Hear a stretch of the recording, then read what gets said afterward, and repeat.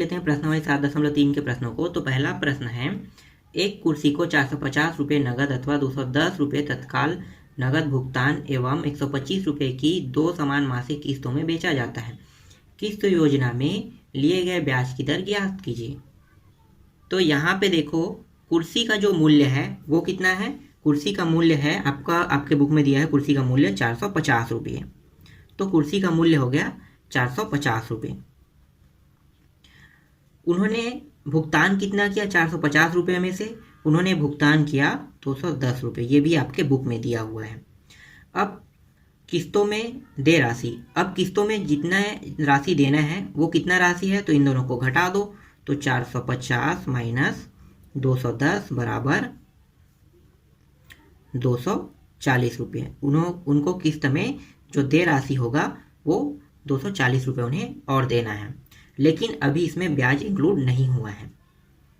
कितने किस्त पटाना है उन्हें, किस्तों की संख्या, तो आपके बुक में ये भी दिया है 2 किस्त। तो यहाँ पे हम लिख लेते हैं 2 किस्त पटाना है।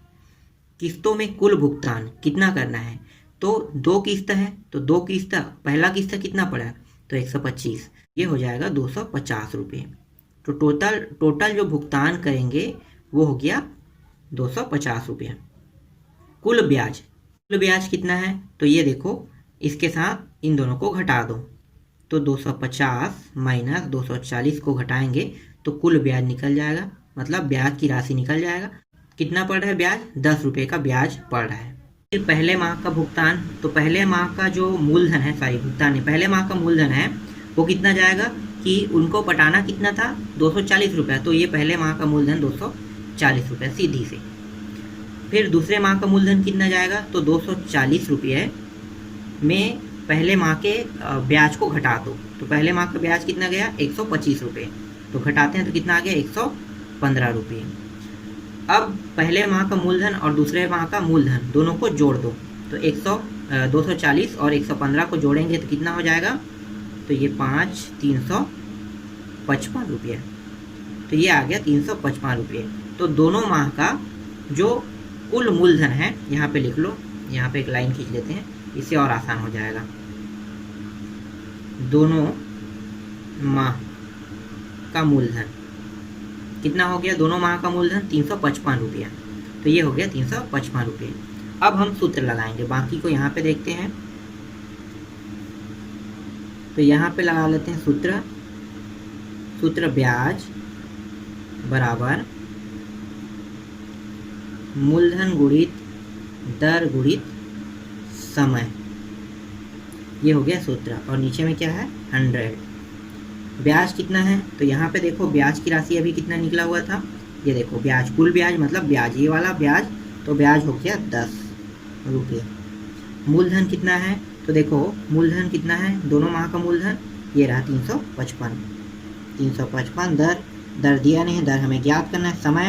समय तो समय में देखो 2 माह का निकालना है। तो 2 माह में हमें 2 माह का ब्याज राशि 2 माह का एक साथ कलेक्ट नहीं करेंगे। देखो ब्याज दर जो है वो दोनों माह का निकलता है, चाहे हम पहले के लिए निकालें चाहे दूसरे के लिए निकालें। तो हम क्या कर रहे हैं, पहले माह के लिए ब्याज निकाल रहे हैं। तो पहले माह के ब्याज के साथ दर भी दोनों बराबर ही रहेगा। तो 1/12 माह को ऐसा लिखा जाता है 1/12। अगर 2 माह होता तो 2/12 5 माह होता, 5/12 3 माह होता, 3/12 मतलब जितना होगा उसको 7 बटे कर दिया जाता है। लेकिन अगर वर्ष रहता है यहाँ पे, तो वर्ष के साथ नीचे में बटा को हटा देते। नीचे में बटा नहीं रहता, अगर वर्ष रहता सिर्फ 1 रहता, फिर 2 या 3 या फिर 4 या 5 ऐसे रहता। तो 1/12 हो गया और नीचे में कितना है 100। आगे हल करें 10। अब यहाँ पे देखो कट रहा है, उसको काट दो। तो ये 5 से जा रहा है 5 बीसम, और ये जा रहा है 5 7 5 एकम 71 बार में। तो ये हो गया 10। यहाँ पे बचा कितना 71 गुणित दर, इसके साथ गुणा 1 है, चलो 1 अभी रख लेते हैं। नीचे में इन दोनों को गुणा कर दो तो ये हो गया 12 दूनी 24 240। फिर ये वाला ऊपर चला जाएगा तिरिया गुणा होके, तो तिरिया गुणा के रूप में जाएगा, तो ये इसके साथ गुणा हो जाएगा। तो 10 गुणित 240 बराबर 71 गुणित दर, इसके साथ 1 का गुणा कर दो तो कितना आएगा, इतना ही आएगा। ये हो गया 2400 और ये हो गया 71 गुणित दर। आगे हल करते हैं तो 2400 बटे ये आ गया, दोनों यहाँ पे देखो दोनों गुणा के रूप में है तो ये कहाँ पे आ जाएगा, नीचे में, और यहाँ पे बचा क्या, दर। तो 71 एकम 71, ये कट गया, दोनों कटने के बाद आ गया यहाँ पे ये एकम बार में गया और ये गया 33.80%, और ये रहा आपका दर। यही आपसे पूछा गया है। तो इस तरह से ये बनता है। ठीक है, आपको समझ में आया होगा। ज़्यादा लंबा चौड़ा यहाँ पे मैं डेफिनेशन नहीं दिया हूँ, बहुत शॉर्टकट से हल किया हूँ और बहुत सरल तरीके से। सेम इसी तरह से प्रश्न क्रमांक 2 भी बनेगा। अब हम देख लेते हैं प्रश्न क्रमांक 3 को। प्रश्न क्रमांक 3 है, एक पंखे का नगद मूल्य 1940 रुपये है, किस्त योजना में यह 620 रुपये तत्काल नगद भुगतान तथा 2 समान प्रतिमाह की किस्तों में उपलब्ध है। यदि किस्त योजना में 16% वार्षिक की दर से ब्याज लिया जाए तो प्रत्येक किस्त की राशि ज्ञात कीजिए। हमें क्या ज्ञात करना है इस बार, किस्त की राशि ज्ञात करना है। तो यहाँ पे देखो, इसको लिखने में बहुत समय लगता है, इसलिए मैं यहाँ पे पहले से लिख लिया हूँ। तो पंखे का जो मूल्य है वो कितना है, 1940 रुपये, और उन्होंने पंखे को खरीदते समय भुगतान कितना किया भाई, 1940 रुपये तो भुगतान नहीं किया होगा, तो कितना किया है, 620 रुपये। इन दोनों को अब घटा दो तो किस्तों में देय राशि निकल जाएगा। तो घटाते हैं तो ये 0, 2, 3 और ये इतना, तो किस्तों में देय राशि कितना हो गया, 1320 रुपया। माना पहला किस्त। अब हम लोग मान लेते हैं कि पहला किस्त हमें किस्त ज्ञात करना है, तो किस्त जो है वो किस्त जो है हमें पता नहीं है, तो किस्त को हम क्या मान लेते हैं, एक्स। पहला मत लिखो, इसको किस्त लिखो। माना किस्त कितना है, एक्स। ठीक है, माना किस्त जो है वो एक्स है। तो ब्याज की दर कितना है, आपके बुक में दिया है, उसको मैं ब्याज की दर वहाँ से लिया हूँ, तो ये 16% है। अब पहले माह का मूलधन कितना होगा, तो पहले माह का मूलधन होगा, इन दोनों को देखो घटाए तो कितना है, 1320 रुपया। इतना ही हमें और देना था उनको, तो ये 1320 रुपये मूलधन। तो मूलधन का मतलब आप समझते हो कि 1320 रुपये ही क्यों लिख रहे हैं। मूलधन का मतलब होता है जिसमें ब्याज राशि ना इंक्लूड हुआ हो, मतलब इसमें ब्याज राशि नहीं जुड़ा है, उसको हम मूलधन कहते हैं। अगर इसमें ब्याज राशि जुड़ा हुआ होता तो हम उसको मूलधन नहीं कहते। ठीक है, तो ये मूलधन है, इसमें ब्याज राशि नहीं जुड़ा हुआ है। फिर दूसरे माह का मूलधन निकालते हैं, तो 1320 माइनस एक्स, पहले माह का मूलधन प्लस दूसरे माह का मूलधन को जोड़ दो, तो दोनों माह का मूलधन को जोड़ते हैं तो कितना होगा, 1320, और इसके साथ 13 13 दूनी कितना हो, 2640 रुपये, और ये माइनस एक्स, इन दोनों को जोड़ने पे इतना आया। तो दोनों माह का मूलधन कितना है, इतना। अब दिया गया कुल ब्याज हमें निकालना है, दिया गया कुल ब्याज। तो पहला किस्त कितना है, एक्स। तो अगर 2 किस्त पटाएंगे तो कितना होगा, 2x हो जाएगा, और 2x माइनस मूलधन करेंगे तो मूलधन कितना है, पहले माह का मूलधन देख लो, या फिर मूलधन देखो, किस्तों में देय राशि जो है वो मूलधन है, तो किस्तों में देय राशि कितना है, 1320, तो ये हो गया 1320, तो ये निकल गया इतना, दिया गया ब्याज। अब हमें क्या करना है, सूत्र में मान रखना है, तो रख देते हैं, बाकी साइड में देखते हैं। तो सूत्र क्या है, वही है जो ब्याज वाला जो सूत्र था, वो ब्याज गुणित मूलधन गुणित दर गुणित समय बटे 100। तो ब्याज की राशि दिया है क्या, तो ब्याज की राशि परफेक्ट तो पता नहीं है, लेकिन हमारे पास ब्याज की जो राशि है वो है, यहाँ पे देखो दिया गया ब्याज ये रहा, तो इसको यहाँ पे लिख लो। ये क्या है, 2x माइनस 1320।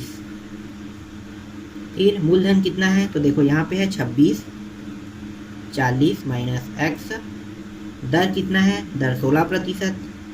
समय कितना है, समय जो है 1 माह के लिए निकालते हैं, तो 1/12, तो ये हो जाएगा 1/12, तो ये कुछ नहीं है, 1/12। और नीचे में कितना है, नीचे में है यहाँ पे गुणी 100। अब इसको हल करते जाओ, तो जो जो कट रहा है उसको घटा दो। तो यहाँ पे देखो ये कट रहा है और ये कट रहा है, 4 तिया होता है और 4 चौक 16 होता है। नीचे वाला गुणा कर लो, 2x माइनस 320, ये हो गया 2640 गुणी 4, और ये एक के साथ गुणा करेंगे तो यही का यही मान प्राप्त होगा। एक को मत लिखो, अब बस इतना लिख लो, फिर ये इन दोनों को गुणा करो, कितना होगा 300, तो ये आ गया 300। अब आगे हल करते हैं, तो 300 को यहाँ पे ट्रांसफर कर देते हैं, मतलब तिर्यक गुणा के रूप में। तिर्यक गुणा होगा तो तिर्यक गुणा का मतलब क्या होता है, तिर्यक मतलब ऊपर जाना, तो ये ऊपर चला जाएगा 300, तो 300 को ऊपर ले गए तो 300, इस तरह से 2x माइनस 1320 बराबर यहाँ पे क्या बचा 2640 गुणित 4, अंदर गुणा कर देते हैं, 3 दूनी कितना हो गया 600, तो ये 600x हो गया। इसके साथ इसका गुणा करेंगे कितना होगा, तो ये गुणा हो रहा है तो ये आएगा 3,96,000, 3,96,000 ये आ गया। और यहाँ पे कितना है, इसके साथ इन दोनों को गुणा करते हैं तो ये आ रहा है 10,560। और कुछ है क्या, हाँ यहाँ पे मैं एक चीज़ भूल गया था, यहाँ पे x है, यहाँ पे x है, तो x के साथ गुणा करेंगे तो ये हो गया x गुणित 4, अलग अलग कर दिए। ठीक है, ये समझ में आ रहा है ना। थोड़ा सा यहाँ पे x मैं भूल गया था तो इसको अलग अलग कर दिए। अगर मैं यहाँ पे ज़्यादा अलग तरीके से लिखता हूँ, यहाँ काट छाट बहुत ज़्यादा होगा, इसलिए इस तरह से कर देते हैं। और ये हो गया 4x। अब देखो x वाले को एक पक्ष में ले लो और जो नंबर उसको एक पक्ष में ले लो, तो x वाले के पक्ष में ला ले हैं तो 600x, और ये इस पर आके क्या हो गया प्लस 4x हो गया, और ये 10,560, और ये उस पर चला जाएगा तो प्लस 3,96,000, ये ऐसा हो गया। जोड़ दो दोनों को तो ये होगा 604x, और इन दोनों को जोड़ते हैं तो ये आ रहा है टोटल राशि 65,406, इतना आ रहा है। अब आगे हल करते हैं, x बराबर 406560604 को भाग दे देते हैं, तो भाग देंगे तो टोटल जो आ रहा है वो है 673.11 रुपये, इतने। इसे मैं थोड़ा सा डायरेक्ट किया हूँ, इसको कटाने पे बहुत लंबा चौड़ा जाता, इसलिए इसको डायरेक्ट कटा दिए। तो 604 को अगर हम भाग देते हैं तो आ रहा है 673.11 रुपया आ रहा है। इसी तरह से प्रश्न क्रमांक 4 भी बनेगा और प्रश्न क्रमांक 5 भी बनेगा, लेकिन प्रश्न क्रमांक 5 में आपको इस बार मूल्य निकालना है, मतलब कुल प्राइस टोटल मूल्य कितना है वो आपको इसमें ज्ञात करना है। ठीक है, ये समझ में आ गया होगा आपको। इसी तरह से सेम इसको बना लेना। बाकी जो प्रश्न है उसको अगले पार्ट में देखें।